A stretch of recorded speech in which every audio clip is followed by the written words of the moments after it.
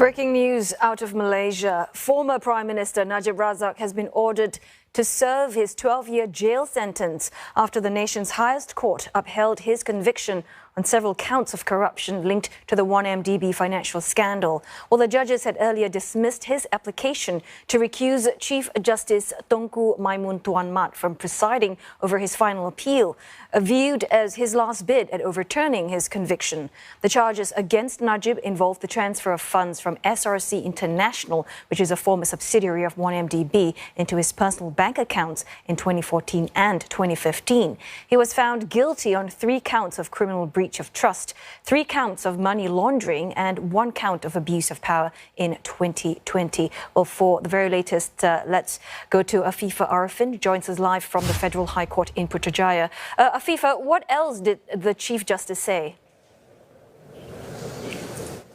Well, essentially, Oteli, in delivering her verdict, the Chief Justice, who is the chairing a 5-judge panel, essentially said that the appeals are therefore unanimously dismissed and the conviction and sentence are affirmed. This means exactly like what you said. The 5-judge panel did not see any other reasoning coming from the defense from their previous written submissions, because as we know, the defense did not want to submit any new written or oral submissions in this appeal, and so a verdict was derived very, very quickly. As we know, this appeal hearing is actually set out until August 26, which is this Friday, but because there were many twists and turns, and in a shocking development today, the Chief Justice Tunku Maimun decided to announce the verdict after the defense had applied to recuse her from presiding over the case. So the decision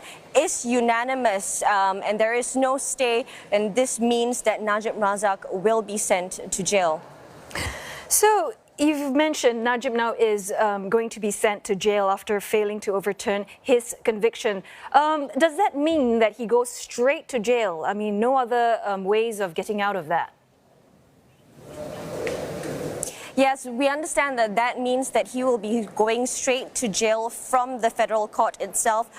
We were in the media room. We were not allowed in the courtroom where Najib was, and there was a screen there for members of the media to oversee the proceedings in the courtroom. And Najib was seated in the dock, and behind him were his family, his 2 children, his son and his daughter, as well as his wife, Rosma. We also saw the UMNO President Zahid Hamidi entering court about an hour ago, just as the Chief Justice was going to deliver the verdict. The last of the video, streaming that I saw inside the media room, Najib was talking to his family as well as Zahid Hamidi and his other entourage. The police were there surrounding him.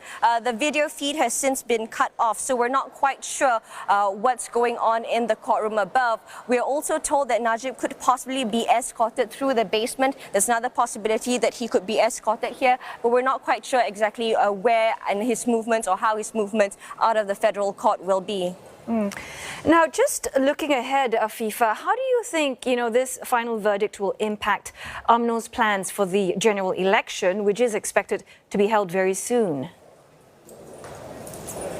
Well, like I said, we just saw the UMNO President Zahid Hamidi coming into court, and the last we saw was of him speaking to Najib in the courtroom. But what we know is that there has been a lot of talks and a lot of pressure from UMNO members pressuring the Prime Minister to call for elections as soon as possible. We know that just yesterday, the UMNO members, UMNO division chiefs, as well as the top party leaderships, were holding a series of meetings from morning till night. There were many issues that were raised, in particular a call from the division chiefs to say that the UMNO leadership is ready to go into an election. But at the same time, there were many other reports saying that the meeting was for the division chiefs to pressure the Prime Minister to interfere in the judicial process with regard to Najib's case. Of course, UMNO Youth Chief Ashraf Wajidi has rubbished those claims, and as it turns out, the judicial process was in no way affected, or it was in no way politically pressured